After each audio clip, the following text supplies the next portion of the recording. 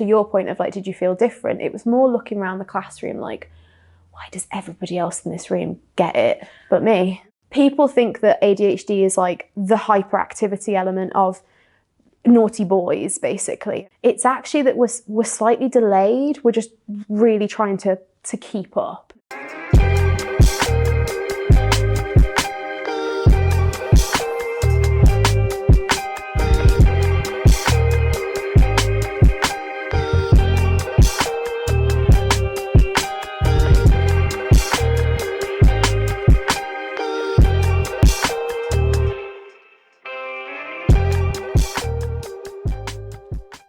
Hi, welcome back to Soul Awakenings with Madiha Sosan podcast, and today we have Meg Holloway. Hi, I'm Meg, and I am the coach for the adventurous good girl who wants to stop doing what she thinks she should be doing and start getting out of her own way. Hi, Meg. Hi. How are you doing? I'm good. I'm great. So, where did we meet? We actually met on a hike. We met on a group hike. Yes. Last year, a couple of months ago, and it was, we know each other through Mel. Yeah. And she was, it was just such a great hike, and you did a workshop as well. I did. Oh gosh, yeah, you reminded me of stuff that I should know.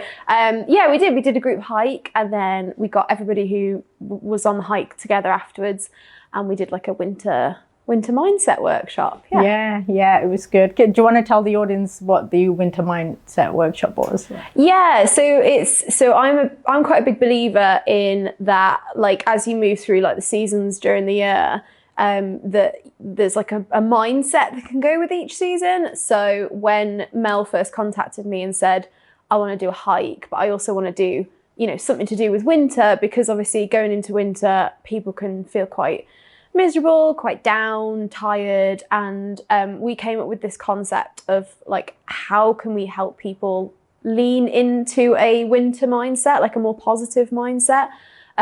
So we were looking at kind of evaluating the year, because it would have been end of 2023, and then also just looking forward to next year. Not new year, new me, not kind of like New Year's resolutions, but more what would be great, like what would you love to accomplish, and what have you maybe not thought about yet, and just giving people the space to just get their ideas down with coloured pens, basically. I love that workshop. It was so good, and I was sticking to some of the things I wrote down. It's like reading a book. Yes, I'm trying to finish a book, and then like Born Away as well. And so it was really, really good walk, really, really good workshop. And you're right. Like the winter months is obviously we go inwards, but then you can still go out and be outdoors with nature, right? Because you do a lot of outdoors hiking. I do, yeah. I have since I was a little kid, and then I've lived in a few different places in the UK over my life, and always tried to make time to get outdoors, but maybe wasn't near, the right spaces. So 18 months ago, I moved to the Lake District. So I'm kind of right in it now. So I'm surrounded by mountains. So like getting outdoors is like where my brain goes quiet, for sure. It's really grounding, isn't it? Yeah. Really, really grounding. Right, okay, so I know who you are. Our listeners don't know who you are. Yeah. Tell us who Meg is. What does Meg do? Yeah, so I'm Meg. I own a company called The Joy Project, and I work as a life coach and also an ADHD coach. And I predominantly work with millennial women who are quite adventurous, but also a bit frustrated, and would class themselves as what I call the good girl type. So people pleasing, probably a bit of imposter syndrome, probably have spent a very long time following what they believe like the right path is for them, and have come to a point in their life where it's just not working anymore. But because of societal pressures and pressures that we put on ourselves, it's this, I can't put a foot wrong, or I can't try stuff that's like, really like, just off the road of the direction that I'm supposed to be going in. So I work with them to first of all, accept that that's absolutely fine. You can actually do whatever you want to do in life. And then it's either exploring with them what that could be, or they might already have that idea in mind. And then it's like, right, let's get you out of your own head and let's get it happening. Amazing. Let's take you back to your childhood, right? So I want to take you on a timeline here. Okay. Right. What was your childhood like? So I'm the eldest of three. So I've got a little sister, a little brother. I actually grew up in the Midlands. So I grew up in Staffordshire, and if you ask my mum, she'll say I danced before I walked. So I was a bit of a theatre kid, loved creating performances and had this really, really vivid imagination. And of course, obviously we spent a lot of time outside. But I enjoyed school. I've got a real love of learning. I'm sure every report going said that I was a bit of a chatterbox and a bit of a daydreamer. And I just always remember it was probably like an old soul kind of thing. Like, I thought I just saw things in a different way to people. I had really strong social justice. Like, I really didn't like, if I saw bullying happen, I would step in, even if that meant I got my head kicked in as well, kind of thing. Or, I was really passionate, which maybe came across as a little bit emotional as a kid. But I just remember always kind of viewing the world and not quite knowing where I fit in. So I never had one group of friends. I could easily kind of mix in with a few different people. But I just always had this affinity for people. So for example, if my parents had the adult friends round, I'd want to be in the adult conversations. I hated being classed as no, you're a little kid. I was so curious about conversation and people and stuff like that. So yeah, I had a lovely childhood. It was just very, my head in the clouds. Yeah. So how did it feel did you feel different to others? I didn't realise that I was different, but I definitely felt like I was constantly having to keep up and not academically, because I was actually I was fine, I was in top sets for stuff, but it was more, so best example is maths. I was really, really struggled in maths lessons. And I distinctly remember my maths teacher explaining whatever it was on the board and then going, right, okay, class, everyone, crack on. And I'm there just still staring at the board, none of what she just said made any sense to me, zero sense. And feeling this almost like a hot flush, I could feel it rising. And I, would say miss, I don't get it. And I literally got shot down. It was very much, no, stop being disruptive. You do get it. Just get on with it. Or, Megan, everybody else in the class gets it. That kind of stuff. And I just I'd just play about, or this is going to sound really bad. We were in the top of the building of our school. I used to throw my pencil case out of the window, blame one of the boys in my class, just so that she'd be like, right, well, go get your pencil case. And I would take as long as I could to go get that pencil case. Or I needed to go to the loo 4 times in a class, just absolute avoidance. And I wasn't believed. It was almost like I was just trying to be disruptive on purpose. And that stuck with me for a very long time. This just numbers just didn't correlate in my head. And to your point of did you feel different? It was more looking around the classroom why does everybody else in this room get it but me? Yeah. Oh my God, I had the same experience, especially in maths, because I'm terrible at maths. And I remember sitting, teachers giving us something to do, and I was like, whoa, what's going on? And I'm looking around, and all the kids are yeah, right, yep, I've got it. Yeah. And I'm I've got a blank piece of paper, and I put my hand up, I don't get it. Yeah. I don't get it. And it used to make me tearful at times, an understanding schoolmate would be come here, I'll show you, kind of thing. And I have moments of it even as in adulthood where I can almost feel the tears at the back of my eyes, because it panics me. And it's my brain's racing 1,000, my brain is trying so hard to understand what it is that you are saying to me, but it's on shutdown mode, basically. Yeah, and you do shut down because then it's shame comes with it, right? Guilt comes with it. Am I not good enough comes with it.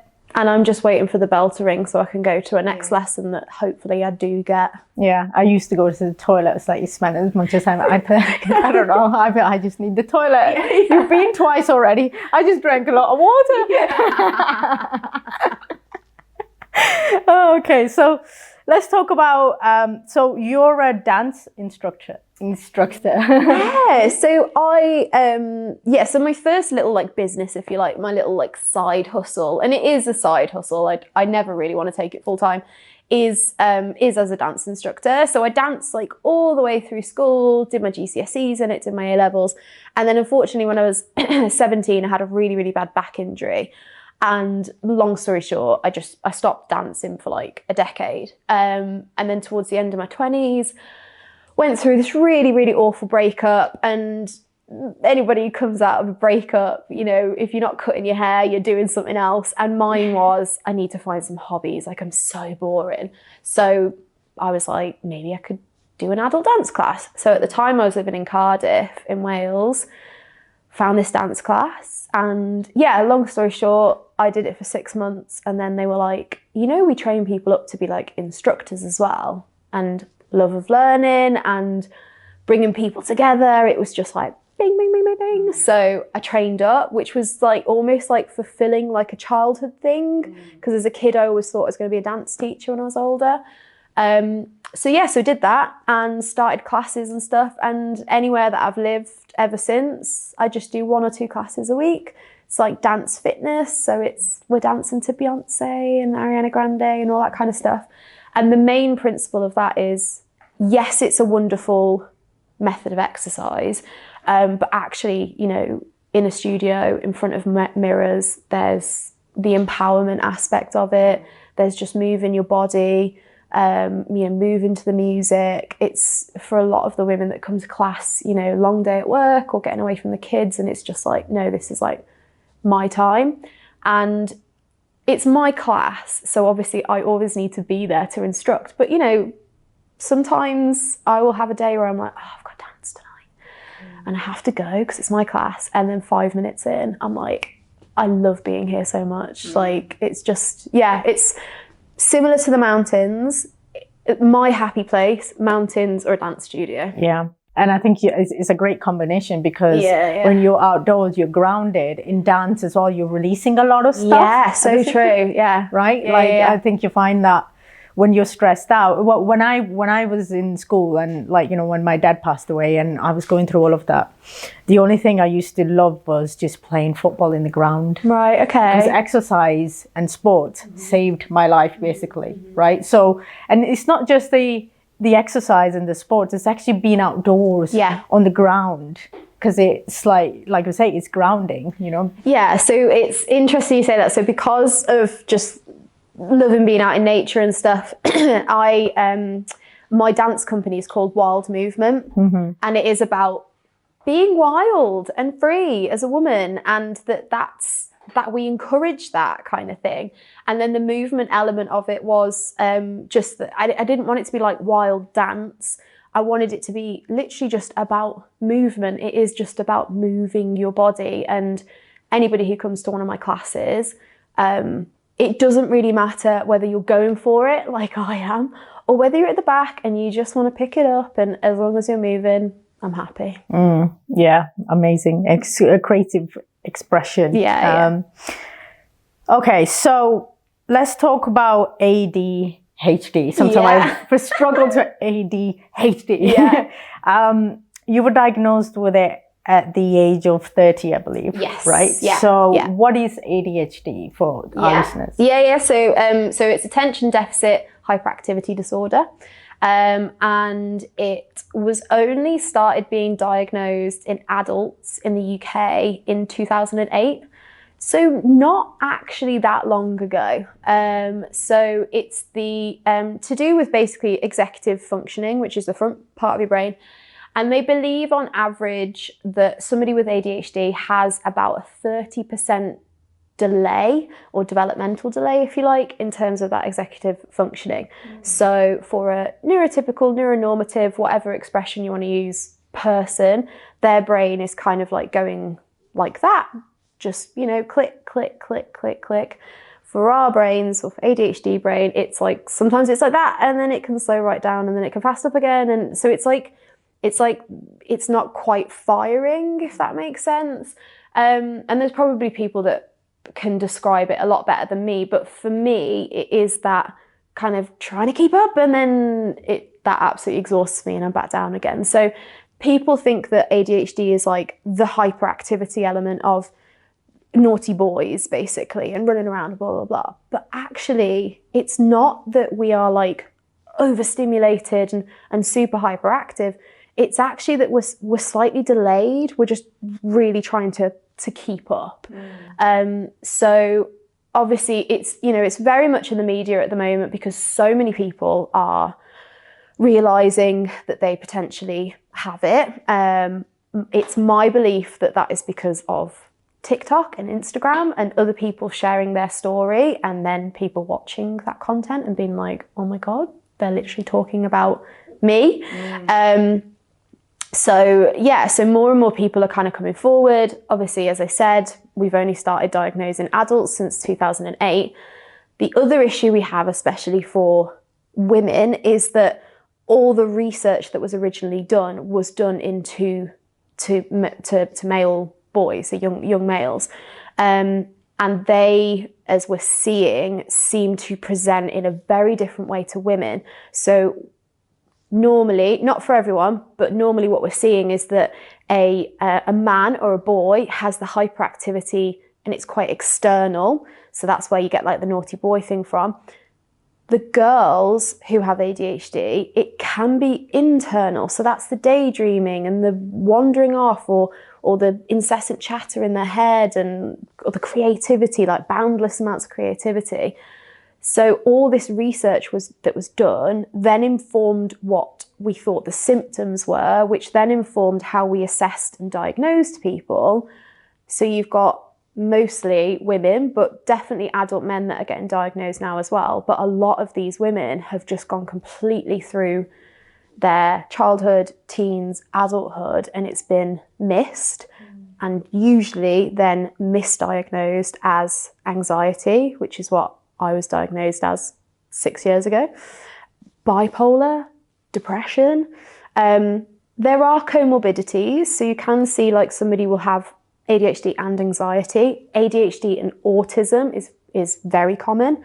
But yeah, you know, for me, it was when I was 26 maybe, it was, you've got generalized anxiety disorder.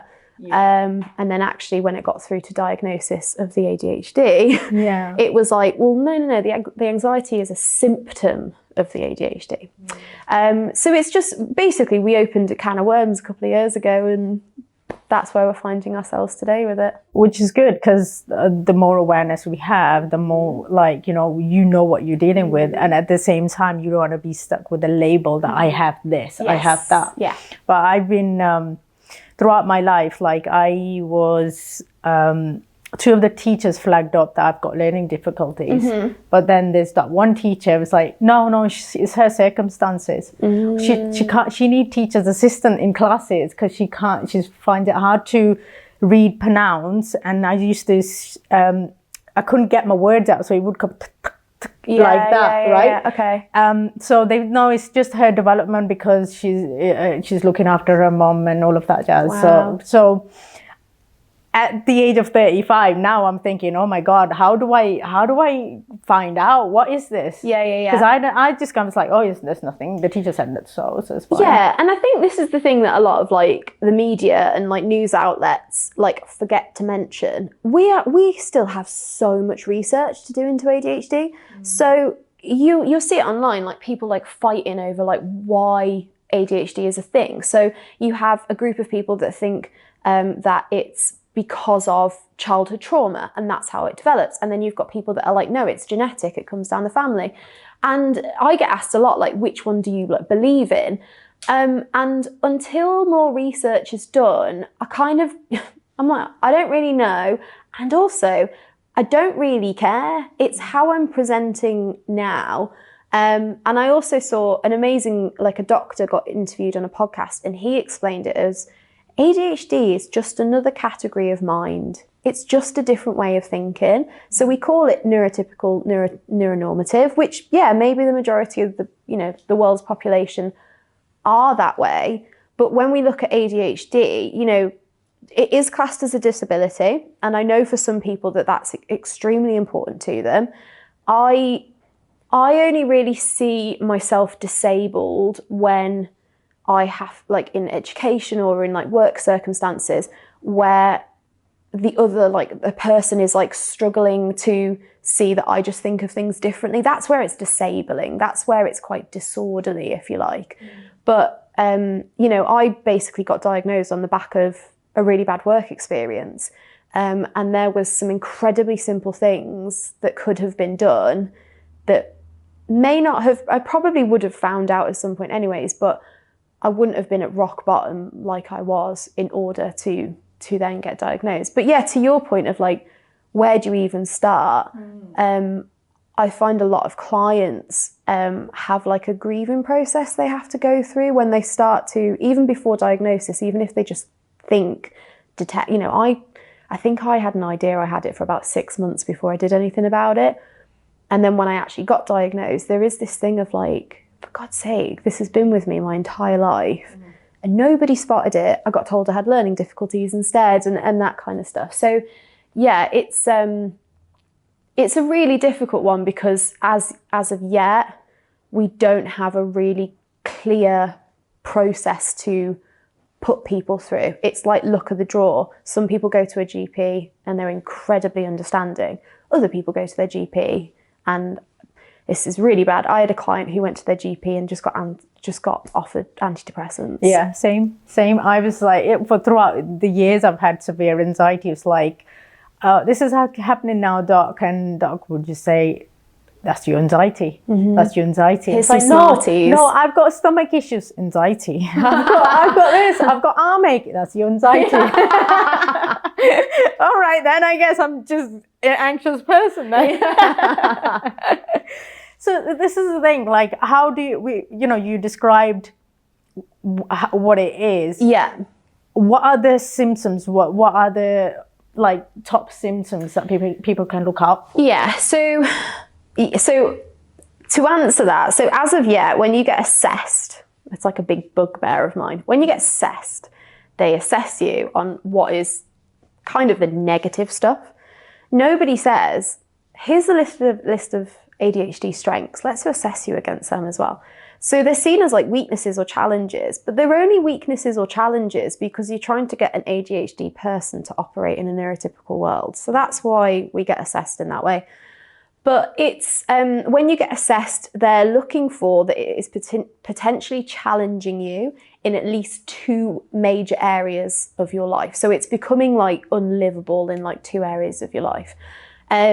So it's things like, and I can only speak, personally, it's things like time management in a way of, for ADHD, it's like time blindness.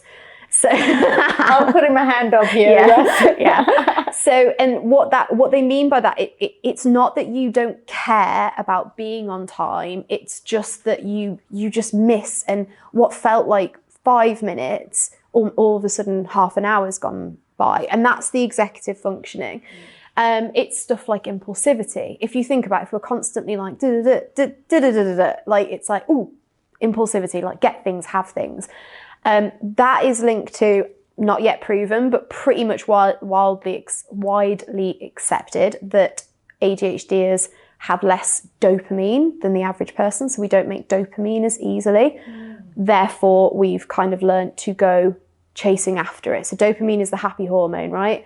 What makes you happy? Spending money, buying clothes. Social media. Yes. So gaming. Oh, that's what the impulsivity comes from. You will begin to find ways that you can get that dopamine, which is fine, but it can become, especially impulsivity of money spending, for example, alcohol addiction, food addiction, all those kind of things. It's just because you're trying to constantly catch up and get that dopamine. Other things, I'm trying to think of the stuff that I kind of struggle with. So the main one is that ADHDers have a interest-based nervous system, and neurotypical people have a importance-based nervous system. And the best way to visualize that is that for neurotypical people, they have like this tower of importance in their head. That's how they prioritize. Top of the tower is, I need to brush my teeth first thing in the morning. Bottom of the tower is, I need to look at social media. Don't get me wrong, I know neurotypical people don't always do that perfectly either, but their brain is wired to tell them what's important, what's the priorities. For an ADHDer, an interest-based nervous system, first of all, there's no tower. It's just kind of everything everywhere, really. And it's like, I might pick that and I might pick that. So something like brushing your teeth probably doesn't give you as much dopamine as looking at your phone on Instagram. So what's your brain going to tell you to do? Go pick up your phone, and before you know it, it's 2 p.m. and you haven't brushed your teeth. Oh my God. It's not that you don't want to. It's not that you don't know that brushing your teeth is important. It's that your brain is like, yeah, but it's not interesting. So I work with people where we've got to firstly accept that. You just have to accept that. And then we're looking at, all right, how do we make this stuff interesting? So the interest-based nervous system is like, we love novelty. We love new stuff. You love starting stuff, kicking stuff off. Not so great at finishing it. We love deadlines, and we love like short, sharp deadlines. Like, you need that by the end of the day. Like, I will get it done. You need that in a month's time. Tell me in a month's time, kind of thing. We love a challenge. So ADHD is amazing in crisis management. So I did quite a few years in event management. I love festivals. Throw me into an event. I love organising stuff. I love sorting stuff out. And then obviously interest, stuff that you're really passionate about, stuff that you absolutely love doing, you will do to the nth degree, which then what a lot of ADHDers experience is hyperfocus. Yeah, I was going to say, because I'm quite like that as well. Like, it's like if I focus on one thing, I really focus on it, and then everywhere else I'm scattered. Yeah, and what you will find is potentially in one day, you will get so much work done on that thing that you love that you've potentially then done 3 days worth of work compared to like a neurotypical person, which is amazing unless you're in employment. You can't have a hyper focus on a Monday and then turn around to your boss on Tuesday and say, I'll be back online on Thursday because I've just spent yesterday doing 3 days work. That's not how 9 to 5 employment is set up. But that's how our brains work for an ADHDer. So that's the challenge we're currently facing of how do you manage that? And that's why for a lot of ADHDers, what they have to first understand is how much they've been masking right up until the point where they got diagnosed. So masking for me was, let's say I did loads of work on a Monday, and on a Tuesday, my brain is like, you try and make me do any work today, kind of thing. It crashed. Yeah. When I worked in an office, it was pretending to work, sat at my computer pretending to work, or all of a sudden needing to have loads of different meetings, or getting up and going to the kitchen 10 times a day, and all this different stuff, all this avoidance to actually do anything, because my brain battery's empty and I was going to have to wait till it filled back up again before I could start working again. But you ask that in a job interview, do you mind if I work in this way? You're going to get laughed out the room. Yeah, this is why being your own boss is probably best for Yeah, as I'm finding, yeah. It kind of reminds me of, I don't know if you heard of Enneagrams. Yes, You have, right? So my personality type is a 7. Okay. So with a 7, the way it was explained was that when you work, the 7s are like everywhere, scattered everywhere. But when you work on something, it's like you're able to get something done. Like say 10 years of personal development, you can get that done within a year or 2. Yeah. Whereas for a normal person, it'd be like slow sailing, but you get frustrated with that person as well at the same time. Because we're impatient. We're really impatient. But the other thing with like the strengths, that's really good, right? That leads on to like ADHD strengths, is that you can see stuff this is if you do have ADHD, obviously, but an ADHD. I think I was just self-diagnosed myself. Which lots of people do, and that's absolutely fine. Especially given the waiting lists. ADHD strengths, you literally see things on a whole different scale. And that, you know, I've had comments online before where people are like, you don't have ADHD, like it's not a real thing. And I'm like, you come step into my head for 10 minutes. It's like being at King's Cross Station. You will go running, screaming, but it does allow me some really wonderful traits as well. Yeah. Hey there, healers, wellness warriors, and holistic fans. Exciting news. We've just teamed up with Listening to Smile, a company all about healing through music. Imagine listening to music that doesn't just sound good, but actually makes you feel better. Now, here's the deal. Just listening to that music for 20 minutes a day could make a huge difference to your mind, body, and soul. And guess what? You get 20% off their awesome albums with the code Soul Awakenings. But wait, there's more. Want to improve your practice, earn more, and keep your work safe? Then this program is for you. It's all about opening up new possibilities and protecting what you create. So, are you ready to get started? Head over to their website, www.listeningtosmile.com, and let's begin your journey to feeling great. Don't forget to use the code Soul Awakenings to save 20% at checkout. All of these links and the code will be added to the description below. Let's awaken those souls together. So tell me more about these strengths. Yeah, so again, well, first of all, I'll say one of the most important things I've ever heard about ADHD was from an amazing woman who runs a company that I contract for. And she says, when you've met somebody with ADHD, you've only met one person with ADHD. Because actually, everybody presents a little bit differently. But some of the things we do mostly see in those of us with ADHD is wild curiosity. Like super strong curiosity about people, about places, topics, hobbies, jobs. So that's why potentially when you get employed, those first couple of months, you are literally like the best employee that they ever hired because you're so into it. Yeah. So curiosity. We're also incredibly empathetic. I'm not completely clear on why that is. I think some of it is to do with that we've spent a long time masking and just kind of wanting to connect with people. So maybe we then naturally try that bit harder to connect with people. Is it like more of a sense like you're highly sensitive as well? Yeah, there's definitely a highly sensitiveness to it. So you do pick up on other people's emotions, and obviously you could see a slight weakness in that you kind of take their emotions on.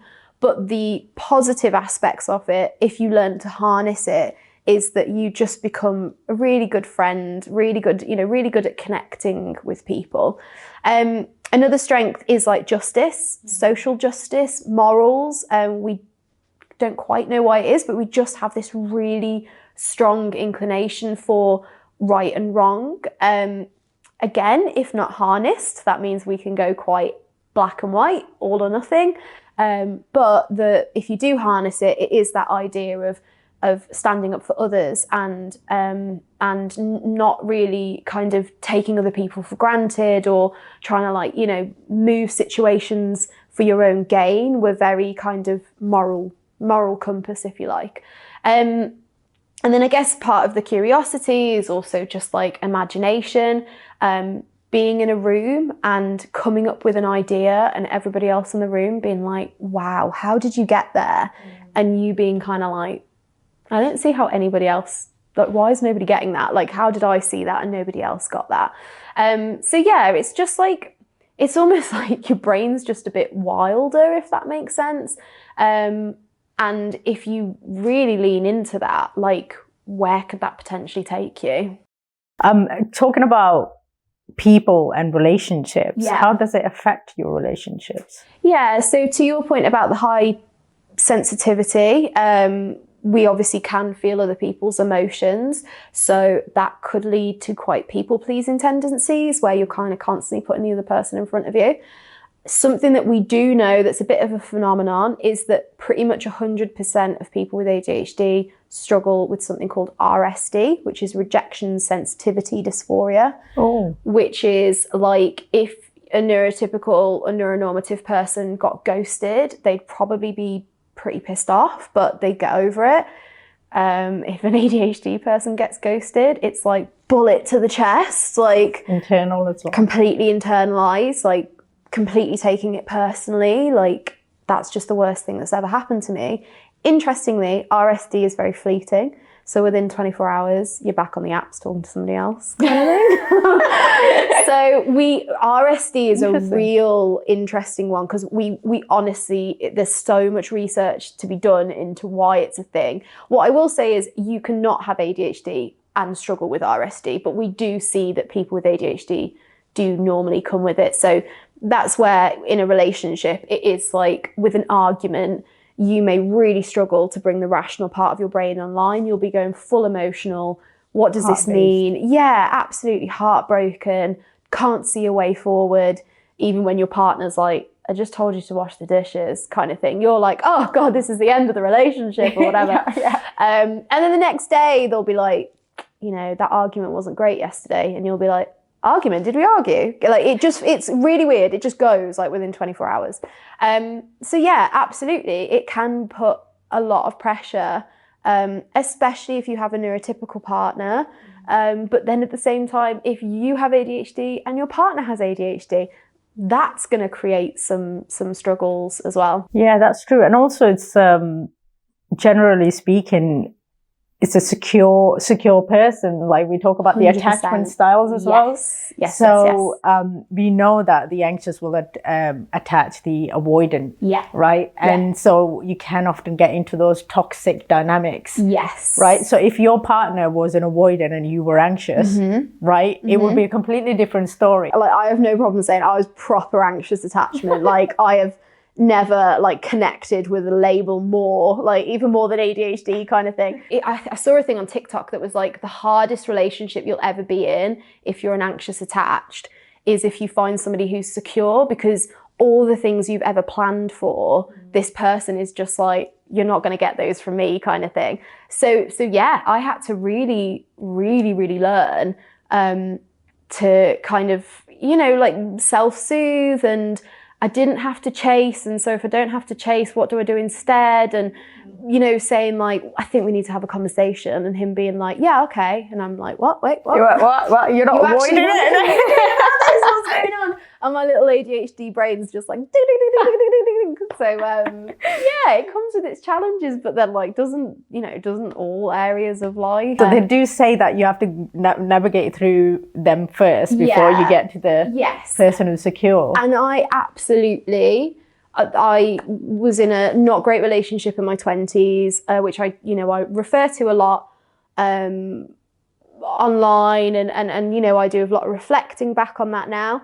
And obviously I didn't know I had ADHD when I was in that relationship, and I absolutely can reflect back on that now and be like, right, I really see where my ADHD was almost like this wild animal that didn't create a lot of the drama, but when the drama was created, I couldn't deal with it, couldn't cope. And so much of what I now know about my brain, it makes me feel quite sad. It makes me kind of want to go back to like 25, 26-year-old Meg and be like, it's okay. I'd love to explain to you why your brain is, you know, going the way it is right now. But found out 5 years later instead. But it's a journey, right? So you had to be there that's experiencing the doubts and the shame and the chaos in your head, not knowing what's going on, to get to where you're at now. Yeah, and I think, you know, in terms of like when people get diagnosed and stuff, when they get diagnosed as children, they're really looking at like school environment. What are they like at home? What are they like with their siblings? It's like proper like in the moment. Whereas with adults, when you're being diagnosed as an adult, they absolutely will go back to childhood, back to school. they got my parents to like, you know, what was Meg like when she was 7 and, you know, all that kind of stuff. But I actually think what was quite helpful for an adult assessment is because I made a point of educating myself on the disability or, you know, on ADHD.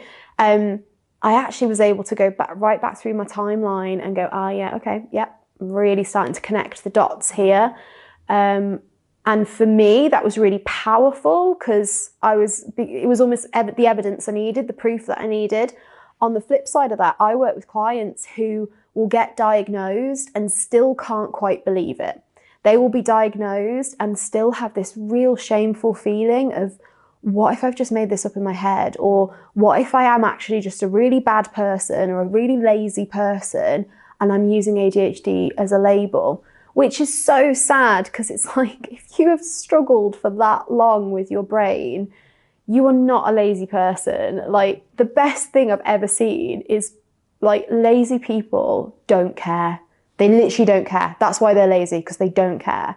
If you're sat there literally crying because you don't understand why you can't get up and brush your teeth first thing in the morning, that's not lazy. No. There's something else going on. Yeah, I agree. What is the hardest part of having ADHD, and like, how do you manage it and overcome it? Oh, that's such a good question.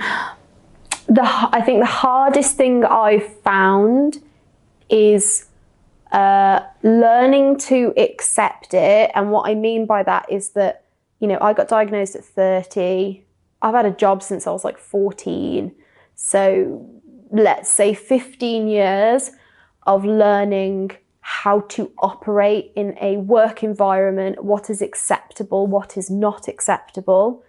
Same in relationships, what's acceptable, what's not acceptable, social situations, all that kind of stuff, the right and the wrong, and then getting the diagnosis and slowly realising over the last couple of years that it's not right or wrong. It was that somebody else decided that's the way you're supposed to work, learn, communicate, socialise, and actually realising that not only did that not work for me, but that if I choose to, I can do differently. So, you know, I'll work with ADHD clients who maybe have started their own businesses, or maybe they're really struggling at work, and they come to me with I need you to help me learn how to act the way my boss needs me to be.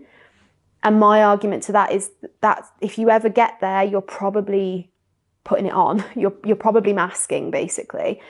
What if instead, how do you want to act? What do you want your working week to look like? So I know for me, like, I can't really get going till midday, really. Now in employment, that's like a no-go. You can't. Yeah.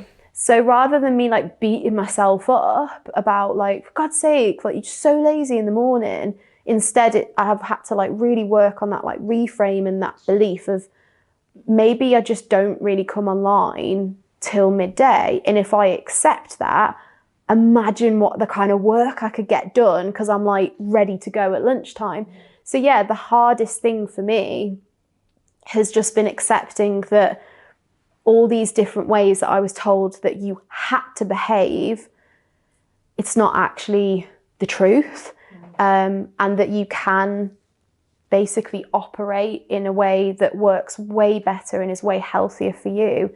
And also that you're not going to harm anyone by potentially exploring those different ways. I think a lot of people take on this shame of, you know, I'm just like, you know, I'll waste a space to my family, or like my friends always get really annoyed at me because I'm like such a chatterbox and all this different stuff. And it's this thing of like, that's who you are. So yeah, to an extent, there's some things that we can harness and some things that we can work on. But what if instead of you trying to push all of you into a box, what if we kind of like lent into it instead? And that's, if you've been thinking a certain way for so many years, that's a lot to take on, of somebody going, do you know what, actually, do you know what, Mads, literally behave how you want to behave. Don't worry about anybody else. Forget anyone else is here. You behave exactly the way you would behave. Run your business exactly the way you want to run it. When does anybody ever say that to us? No, nobody. And this is why you got to do that work on yourself. So you become that empowered. You say it to yourself. Yes, exactly. Because you may have people around you who will say that. And like, obviously, I'm a great cheerleader for it. But you're so right. You won't start believing it until you believe it first. Yeah. And also you fall into those patterns. If someone's like, oh, you're not good enough, you're so lazy, you're this, and somebody turns around and says it for a year, you're not going to believe it. Somebody said that to you, that you're lazy, this for 10, 15, 20, 30 years. How are you going to rewire your brain within like a couple of weeks or months or a year? It takes time. I wrote an email to my email list the other day, and I was talking about becoming a business owner and becoming self-employed. And I was saying it probably would have happened a lot earlier, but there were some really limiting beliefs I had that had been instilled in me by other people that stopped me. And it was like, the first one was that maths teacher who was like, stop messing about, Megan, blah, blah, blah, blah, blah. Or, you know, maybe like, you're not very good at maths, blah, blah, blah. So for me, anytime I ever thought about being self-employed, like early 20s, I was like, oh yeah, but I can't do maths because that's finances and you have to do your own finances. So yeah, I guess I can't do it. Literally because of this maths teacher 16, 17 years ago. And then I did a bit of, I was doing like wedding delivery at one point when I was working in event management, really enjoyed wedding planning and like delivering the day and stuff. And I was doing a wedding in Cardiff, and this venue manager was like asking a bit about me, and I said, oh, I've actually thought about becoming like a full-time wedding planner. And he just completely shut it down and was like, there's a lot of them, and like you're not going to be able to do it full-time.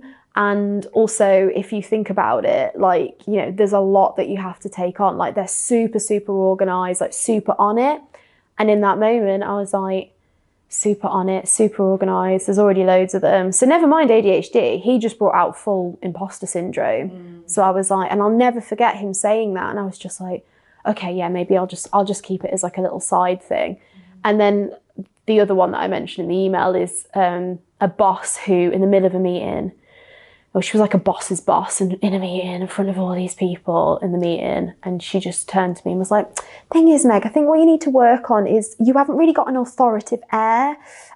We need to work on people taking you seriously and just a little bit around managing up. You're not very good at managing up, but don't worry, we'll work on it. And just moved on. And I was like literal tears, kind of thing. And again, in my head, I'm not going to be taken seriously. I can't talk to people. I've got no authority. How the hell am I going to be a business owner? And RSD, what I now realise, was like rejection. You know, and if those three people had said, Meg, it's okay, you don't get maths the way others do. Let's get you a tutor. Let's look at this a bit differently. Or, love, I love that. Young girl wanting to be a wedding planner, you go for it. Or, Meg, bit of some stuff around authoritative air and professionalism. We're going to get you a coach to work on it. Yeah.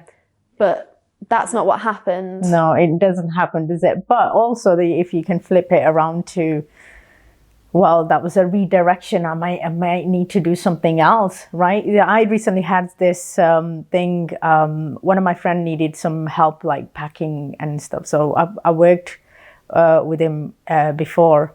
And he's like, I need help. It was like, my friend's like, oh, Madiha can do it as well. She's free that day. So I was like, oh yeah, I can help you out. And he's like, no, you're too slow. You're too slow. I'm sorry, but you're too slow. And then I was like, again, that feeling of like, I don't feel good enough. Yeah. I was like, no, I'm not there to be working a factory thing. I'm like a podcast host. I'm a motivational speaker. Come on. It's that shift in the mindset. Yeah. But you got to go through the emotions of it as well. And you're right, other people may not understand. But if we change our mindset, it's like mindset's like actually it's a redirection. Yeah. It gives me more time to do this. Yeah. No, it's so true. I think about like the finances. I'm like, I manage all of it now, kind of thing. I've got an accountant who's helpful at the end of the year, but it's a spreadsheet and I can do a spreadsheet. That's fine. Actually, it gives me a dopamine hit filling Really? it out. So I made it work for me. And then spreadsheet. like the wedding planning, like being a full-time wedding planner or like event manager. And then, you know, I remember thinking with that boss, like, oh, I could be like a consultant in internal comms, because that's what I did at the time. And now I'm like, Joy Project's my full-time business. I'm also a dance instructor. I'm also a freelance event manager. I also do social media content creation for people. So what actually happened is I kind of went like sod ya to all those people. And I was like, I'm going to do all of it at the same time. So yeah, you're right. It is. But yeah, it's just, a big thing for me, and this is my social justice hat, is people make these offhand comments and they have no idea. For some things stay with people, and I could, you know, say to that boss, I could maybe run into her at a networking event and be like, do you know you said this thing to me at that one point, you know, that meeting? And she might be like, oh my gosh, did I? And I'm like, yeah, and it's seared into my brain and has been for the last decade, you know. So again, ADHD, quite dramatic, but yeah. I mean, like, you know, let's talk about thriving while you have ADHD. Yeah. What are the things that you can do? We talked about certain things, but what more in addition? So for me, it was about learning lots more about my energy. And like, I'm not massively woo-woo, but I think of it as like batteries, like how fully charged is my battery? And the thriving part for me is I can usually tell quite quickly in the morning what kind of ADHD day I'm going to have. And some days it's hyper-focused. There's one thing and my brain will not let up until that thing is done. And then other days it might be, a client of mine recently explained it as, it's a day of moving things around and just kind of not really doing anything, but kind of doing something. And then there's other days where I've turned to my partner and gone, oh, I'm not going to get anything done today. And I'm very lucky that I'm self-employed and therefore I can probably manage that. But for people who are employed, that's where you're really hoping that maybe you've got quite an understanding boss, and a boss who understands ADHD. Because, you know, if you said to a boss, like, look, on my hyper-focus days, you're going to get like 10 people's worth of work out of me. But on other days, I'm maybe just going to be able to manage some admin or something. You do get those bosses that are like, look, as long as it gets done, I don't really care. But if you've got a micromanaging boss, like, you're going to really struggle. So the thriving comes in being able to set up your life in a way that supports the ADHD. So, for example, food. I'm so bad at forgetting to eat in the morning. Like, it'll get to 2, 3 in the afternoon, and the only reason I realise I need to eat is because my stomach's gurgling.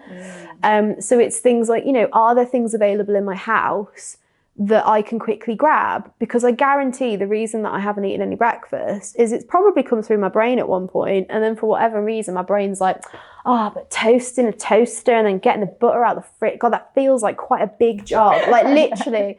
So then it doesn't happen. So yeah, it's like, what's, you know, exercise. Exercise is wonderful for ADHD. But again, thinking about the all or nothing, this doesn't mean you need to go for a 10K run kind of thing. Like, just get out, mine's the dog, get the dog out, take the dog for a lap around the park. That's it. That's how you're going to start thriving, is start working with your ADHD, not against it. I kind of feel like all these learning difficulties, all this ADHD, everything, autism, everything, it's like, think outside the box. Whereas if you're in 9-to-5 job, it's like in the box. Yes. Yeah. You can't thrive in it. Yes. So it's like, you got to find people and situations, things that they think outside the box as well. Yeah. It's like, at one point, everybody on this earth believed that the earth was flat. We all believed the earth was flat. There's no way you could ever get to the moon. And that if you had a cold, you just had to bleed people and that was the way to cure it, right? Everybody knew that. We knew the earth was flat. And up until maybe only the last, even like 50, 60, 70 years, maybe less than that, we thought that there was only one type of healthy brain. And anybody else who thought differently or struggled in ways that weren't like that one healthy brain, that meant that they were unhealthy, hysteria, learning difficulties, all that kind of stuff. And it's my hope that actually we get to a point where it's that category of mind. We can have just the same as tallness, skin colour, you know, gender, all these different things. You can just have different types of minds as well. But you're completely right. 9 to 5, the way our world is set up, working world, Western world mostly, is industrial revolution. It's Henry Ford. It's, you know, it's all those kind of things. A lot of older white gentlemen who went, this is how you operate. This is how everybody operates. That's the best way to make money. That's the best way for productivity. And what we're now finding is a lot of people, and Gen Zs are really good at this, that are going, yeah, that's not the best way to get anything out of me, actually. I'd prefer to work this way. There was an amazing thing this morning that said that employers, all these employers are saying that Gen Zs are the hardest group of employees to work with now. And it's like, are they, or are the employers the hardest people to work for because you refuse to change the way you worked? It's that adage of, well, it's always been that way. And this is what we're trying to say with ADHD. Just because you've always operated in that way, it doesn't mean we have to stay there. It's more like you don't need to adjust to the world needs to adjust to you. Mm-hmm. And in the meantime, and in the meantime, while the world's catching up, we can take a little bit of responsibility of whether that's education or just, you know, doing our best to thrive. And it's almost the evidence, right? So I can say I am a successful entrepreneur, businesswoman. I also happen to have ADHD, but that doesn't affect the success of my business. I still make money, I still have clients, I'm thriving. So I am evidence that ADHD people can be successful when allowed to. You talked about the Joy Project. Tell me more about it. Oh, it's like my baby. So a couple of years ago, it was around the time I got diagnosed, actually, and it was when I started to get an inkling that self-employment probably would be a good idea for me. And also, I started to have this belief. I'd had some coaching myself, actually, and I was beginning to develop this belief of, why don't you just try it and see what happens? So I'd always been really interested in coaching. I'd had an amazing boss a few years ago who was a coach, and she just kind of like opened my eyes up to it. And I did think about counselling and therapy, but counselling and therapy, obviously, I'm a big advocate for it. I've had it myself. It's very much about looking into the past and kind of growing a sense of acceptance of things that have happened and maybe exploring and understanding things that have happened. And then coaching kind of picks you up in the present and goes, okay, so that all happened. How do you want it to be different going forward? And then guiding people to find those answers for yourself. And I just thought, how empowering, like how amazing is that?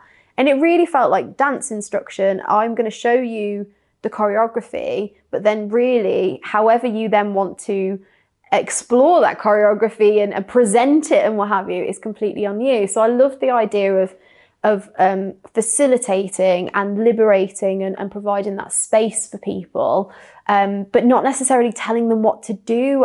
I've done a little bit of mentoring, but I really love the idea that somebody could have a light bulb moment or get themselves to somewhere, and I'm like, you did that. Like I guided you, but you did it. So did my training and just fell in love with it like immediately. I was doing my training alongside my 9 to 5, so lots of evening study and stuff like that. And in the training, they really encourage you to start thinking about making a business out of this or what have you. And I was just going to call it after myself. And then for whatever reason, I just had this thing about, I don't know, actually, I want it to like represent something, and I definitely looking forward wanted to kind of have some kind of like community vibe or what have you. So I honestly can't tell you where the name The Joy Project, I don't know where it came from, calling it The Joy Project, but it was about the fact that like I believe that like your whole life is one big joy project. So like all of us, right? Like everybody has a joy project. You are in your joy project. And the whole point of a project is that you're trying things and developing things and putting stuff down and picking things up. And the project may reach a completion, which is us dying, if you like. But you know, it's literally, it's ongoing for your entire life. And different people come into it and leave it, but you're the project manager, if you like. And then the idea of joy, I did play with the happiness project, but happiness to me can be quite fleeting. And biologically, we're actually not supposed to be happy. Negativity is kind of what gets us going and stuff. That's a different podcast for a different day. Joy to me felt a bit more like undercurrent, kind of like it can be there. So maybe even in some of your darkest days, the joy would be waking up and the sun's on your face. You may not be happy, but there's just a little bit of joy kind of thing. So I thought, yeah, I'm going to call it The Joy Project. And yeah, I started out with millennial women mostly, and then really started to develop what it was that I wanted to do, which was life coaching. And then I was quite open on my Instagram about having ADHD.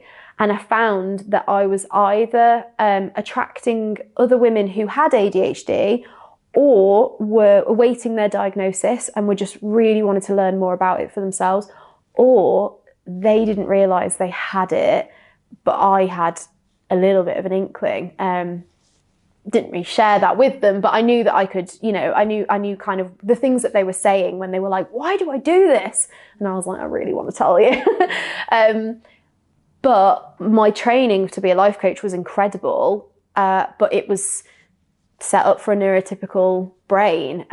So I was realising that I would have like a potential ADHD client in their first session, or I should say a life coaching client who had ADHD, and they would talk non-stop for 60 minutes and I wouldn't be able to get a word in edgeways, or they'd come to a session and I'd be like, okay, so what do you want to focus on for today's session? They'd be like, I don't know, Meg, and this happened and that happened, and it was so hard to get them to focus. So I realised that if I wanted to help more people with ADHD, I needed to upskill. So last summer I did my ADHD coach training as well, and now I do quite a nice balance of both, basically.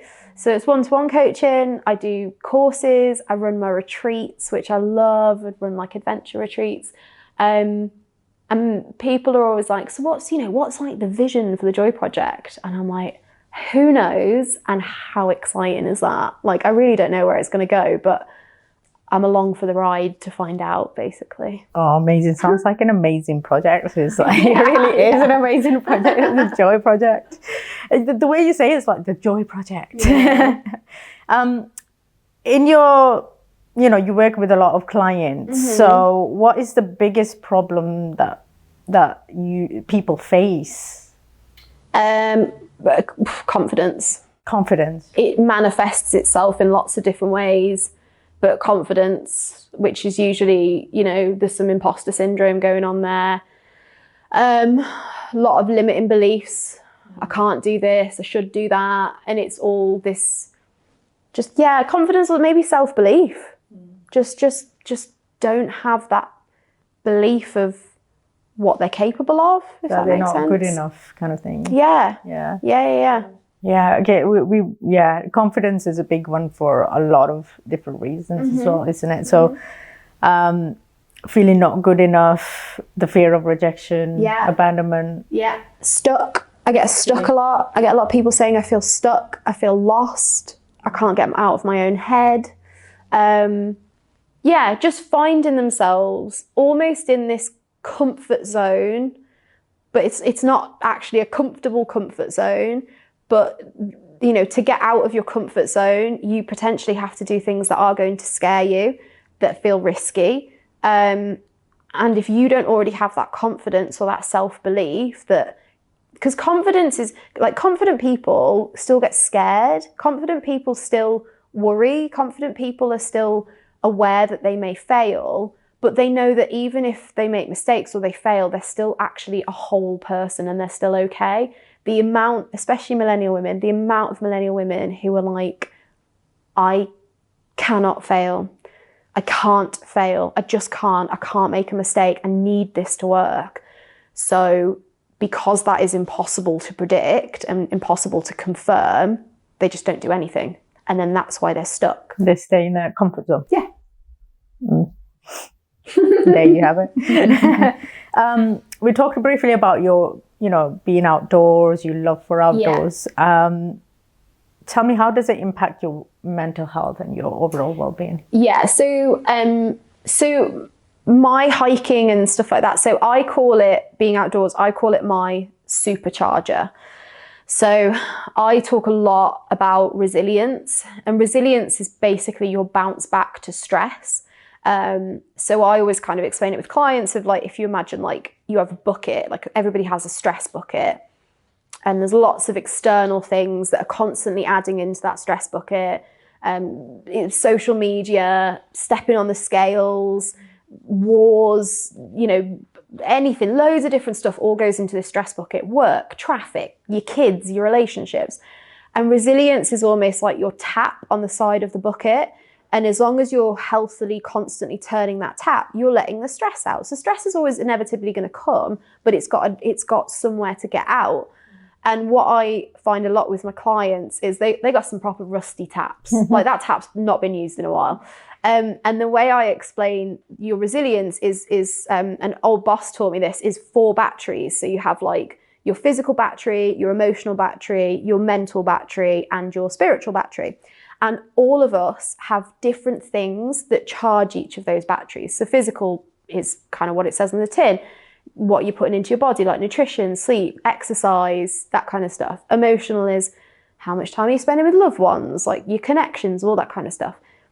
Mental for some people might be their work. Their work is like mentally charges them, or maybe it's reading, learning, puzzles, I don't know, jigsaws, that kind of stuff. And then spiritual might be being out in nature, meditation. For some people it's their religion. And if all 4 of those batteries are not being charged, so let's say you're constantly working and you're never doing any of the stuff that charges those batteries, that's when we get that rusty tap, and that's when that bucket kind of is overflowing. So I know for me that hiking is a really great one if I'm like, okay, if I do anything today, go up that hill, because it's a supercharger because it hits all 4 batteries. Physically, I'm working out because I'm hiking. Emotionally, maybe I'm connecting with myself, or maybe I go, hiking with my mum or my partner or my friends. So I'm getting that emotional connection. Mentally, it's where some of my best ideas come, when I'm on the top of a mountain because my brain's a bit empty. Spiritually, I'm out in nature. So for me, it's a supercharger. It's literally where I know that I can recharge. And it's almost like, it's like a journey. I go up the mountain, maybe with a head full of stuff. And by the time I come back down, it's gone out the tap. It's empty. Yeah. Yeah. Another feeling. Whenever I go hiking as well, it's like such a, you can't explain it. It's just it's a whole lot of your burdens just into the ground. Gone.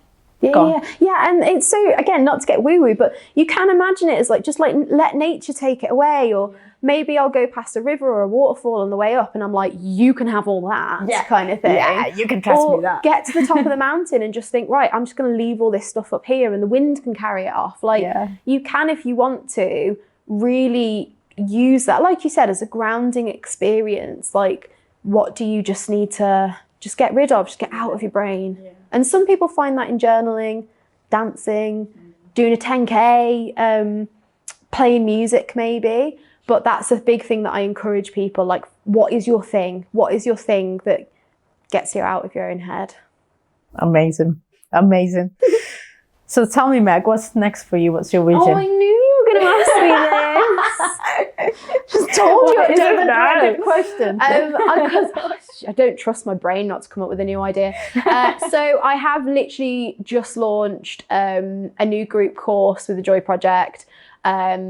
which is specifically to help other women who want to get into business or start their own businesses. So it's my belief that like you can learn how to create content, you can learn business strategies, what you need on a finance spreadsheet, get yourself an accountant, all this different stuff. If you don't have the right mindset, the right self-belief, it's very likely you won't start that business. And the amount of women that I have contacting me like, oh, I could never do what you do. And I'm like, yeah, you could. So I'm running that course this year. Hopefully want to do that a couple of times this year. I have my joy retreats, which are really exciting. And then, yeah, just working with more wonderful people. And I think a big thing for me, so my word for this year is elevate. And it's to have a less chaotic year than last year, because I was very experimental last year. But it's just basically to, probably my own self-belief a little bit, is just kind of like believing that I could go do some talks with corporates, believing that I could help teenagers at a school, that kind of thing. I want to really try and like almost push myself out of my own comfort zone. I'm literally coaching myself as I say this, literally. Yeah, and that's a big thing for me. I never want to be, as soon as I'm back in my comfort zone, okay, stretch zone. Go on, Meg, like just send that email to that person that you'd love to work with, that kind of thing. So yeah, some stuff in concrete, and then other stuff where I'm just like, I dare you. Amazing. I love it. I can't wait to see your progression. Me too.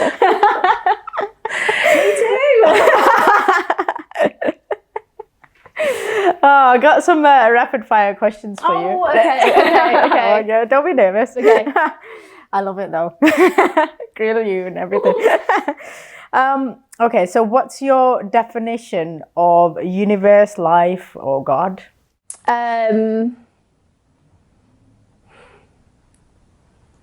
There is a very small chance that each of us were going to have the opportunity to be here. Who knows why you got that chance, why that gift was given to you, but it is a gift. Don't waste it. Beautiful. What do you think happens when you die? Oh my God. Can I say what I hope happens? Yeah. So I have this thing that I reckon, it's a bit of a therapy thing that they do with people in therapy actually. Like everybody has like a safe place, like somewhere you imagine that's just like lovely. So mine, shock horror, is on top of a mountain. So I hope that you just get to go to your safe place, and that it's peaceful and that there's no worry or stress or anything like that. I'd love it if you got reincarnated. I think that'd be super fun. But yeah, my hope would be that you've kind of made it through how difficult it is to be a human being, and then you just get to enjoy chilling out. Yeah, your bubble. Yeah. Literally, yeah. Love it. What's the lesson that took you the longest to learn? Oh, my mum's going to watch this at some point and laugh her head off. It is something my mum taught me actually. So to drop the rope, so to let go basically. But I love the expression drop the rope because it's like it's something that you can't let go of. You're basically pulling on the past, and the past can hold on for infinite amounts of time because it's the past. Like you could actually choose to just drop the rope and just move on. And I think I spent a long time believing that I needed to have the exact answers before I could move on. And I probably realised, it probably took me a long time to realise that it's okay to move on without the answers. It doesn't make you any less of a person. It doesn't mean anything different about the experience. But again, that idea of, don't waste it. Like, how much energy are you putting on something that you can't change? Oh, beautiful. Drop the rope. I want to have that on my fridge. It's like, drop it right now. Don't drop the milk though. I have clients who still message me now like, drop the rope, Meg. Like, yeah, it's easy one to remember. Oh, it's such a great way to kind of remember. It's like, let go. Mm-hmm. That's it.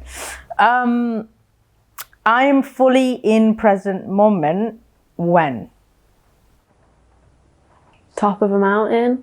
Yes. On my own, I would say. Really? On my own. Yeah. On my own. Hopefully nobody around me, but it's usually like at the summit of something, at the trig point, at the top. There's something about reminding yourself actually how small you are.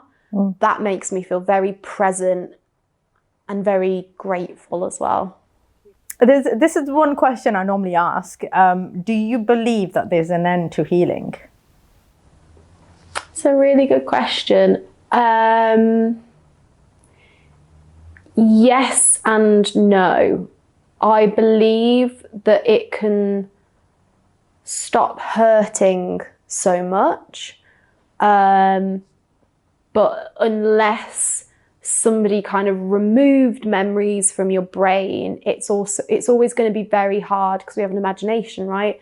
It's always going to be very hard to 100% eradicate it. So I believe that it can stop hurting you to an extent that it affects you, but I don't know if there's a complete full stop to it, because you have memories.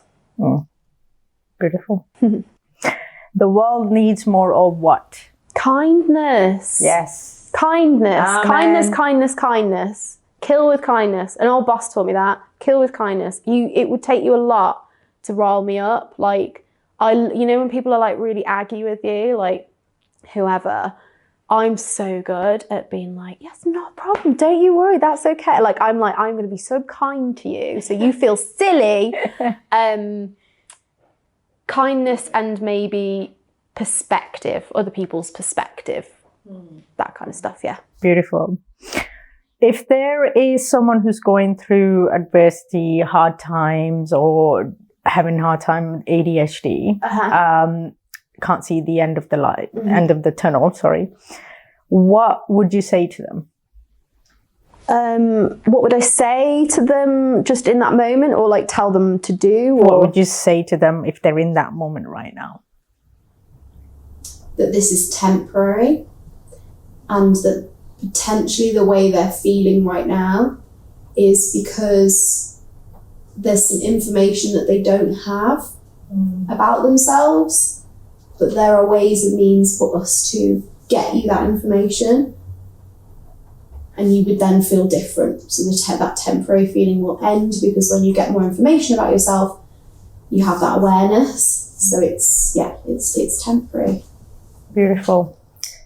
How can people contact you? Through the gram. I'm never far from my phone, unfortunately.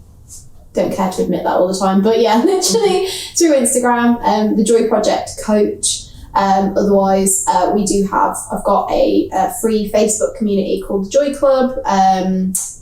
But yeah, probably the gram. The gram. Yeah, I'm on there.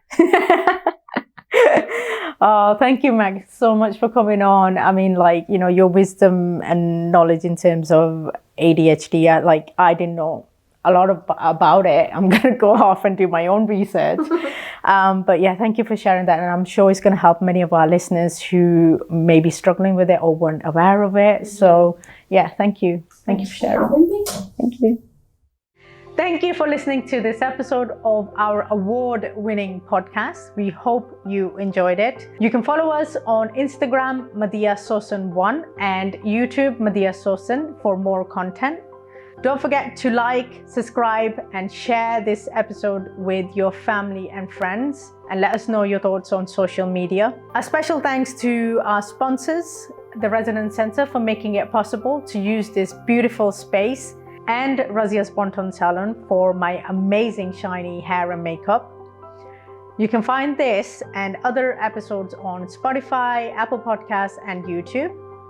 Thank you once again for listening, and I will see you in the next episode.